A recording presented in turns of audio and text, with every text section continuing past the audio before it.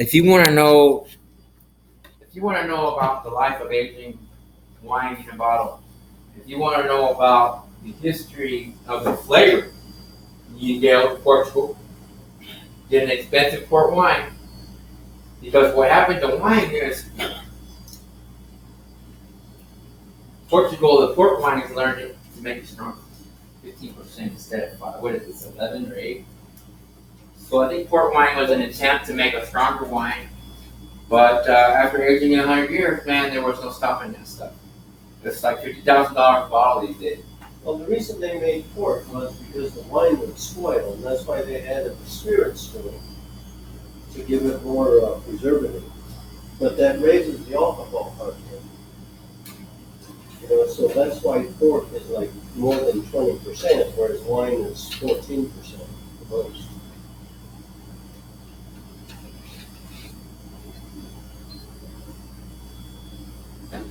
You have one more taste. You want to try the chili? Yeah. Let's go with the Italian. Okay. So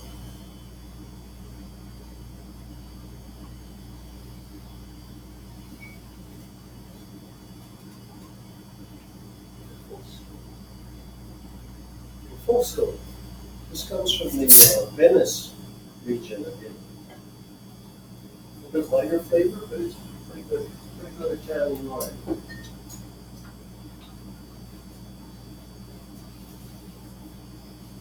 So sound like you traveled around a bit there, Omar. Well, it's not that, I just worked. I've been in, all over Mexico for the last 10 years because I love the big wave surf. And the pawn shop, the gold and silver business in Mexico is thriving. In 1791, I think, or 1691, in the Sierra Madre Mountains, they found a vein of gold where they started panning out the gold there. And the Sierra Madre vein of gold lasted 400 years in Mexico.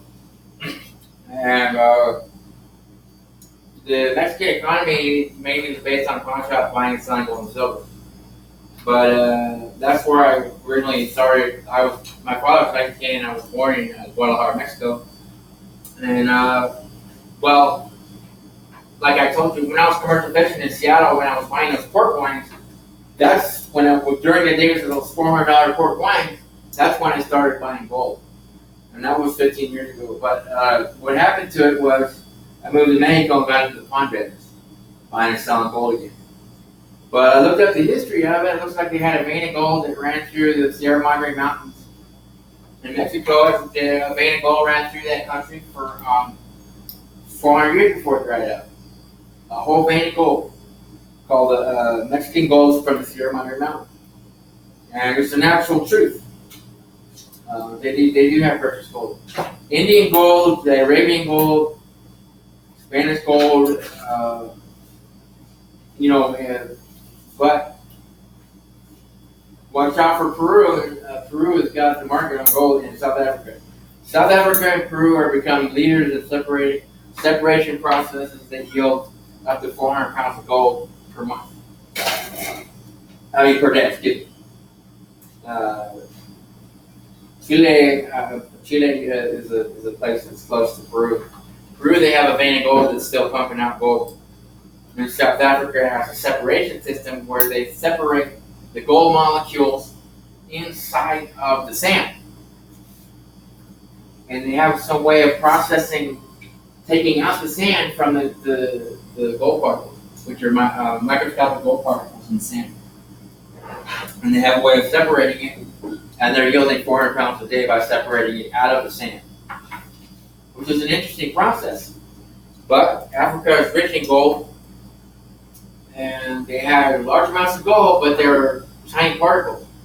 And so one scientist decided to develop a system that would create a separation process of the gold inside the sand. And he built a factory, and by now, Johannesburg, South Africa has a gold market pumping out 400 pounds of raw gold, fresh gold a day out of South Africa, and their murder rate went up 28% last year. People get smeared all over the place because there's so much fresh gold. Their murder rate is 200% that of the highest rate in the world, and it went up 28% last year because of the fresh gold that they have a fresh gold separation process, and there's gold everywhere, and people are smearing each other. But that's Peru. What happened to Peru when the gold hit was they started selling a lot of child prostitutes and selling a lot of narcotics and putting people on the streets. Because if someone would get rich and not let go of it, that doesn't mean no one else is going to make it. You know what I mean? It doesn't mean people are going to make it just because I made it through. And like I said, it gets tough to give it. It gets tough to make deals. Because by now I'm in the business that I got 400 pounds, but I don't have a check. That ain't flying no more. My 400 pounds, I get a job like washing windows, and then I buy all the new antiques again. How about that?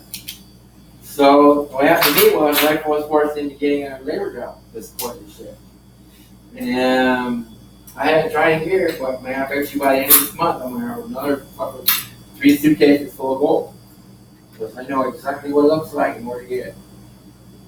Or so never find that again. So what's your top of the line red wine that you have?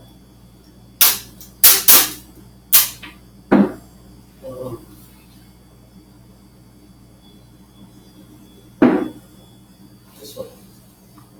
It's a blend. A blend of 7. How much? I want a full. I want one entire bottle. Hmm? What is the best price bottle that you can sell? Best one. That one. I know, but how low can you get the price? Hmm? How low of a price can you get? 35 bucks.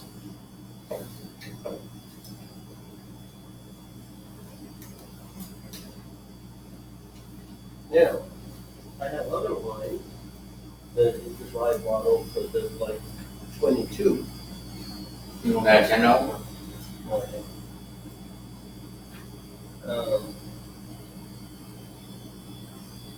Let's see. I think you have discriminating taste, right? So I can't necessarily just give you like some kind of cheap Go ahead and stuff. hit me with one more $7 charge, and I'll just go with the white Chardonnay. And I pretty much did all the work. The work is done.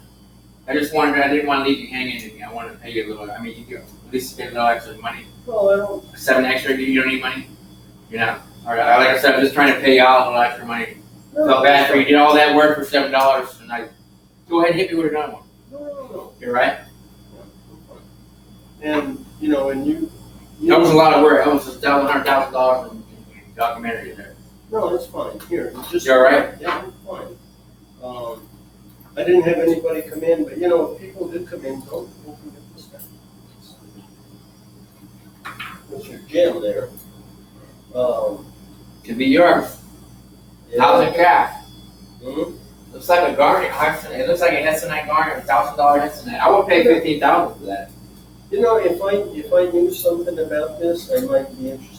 But to me, it would just be like a big gamble. Right? We could go to the jeweler and ask him. But I don't want to take that down there. It's just the price is jewel. I'm doing that out of respect for you. I'm not trying to sell you nothing. It's worth $250,000. I mean, I don't give away $250,000 off it, but I mean, you made it to what, 65 now? So it's the least I can do in respect for someone who's made it through life. I mean, I'm not trying to get you for it. I'm just like I say, it is worth $250,000. I mean, just to get out of it, $1,000 is all. I mean, but like I said, I'm not trying to make you take a deal. I'm just saying that's the most amount of respect that I could do. And I know it's worth $250,000. I mean, like I said, I'm not trying to get you for that.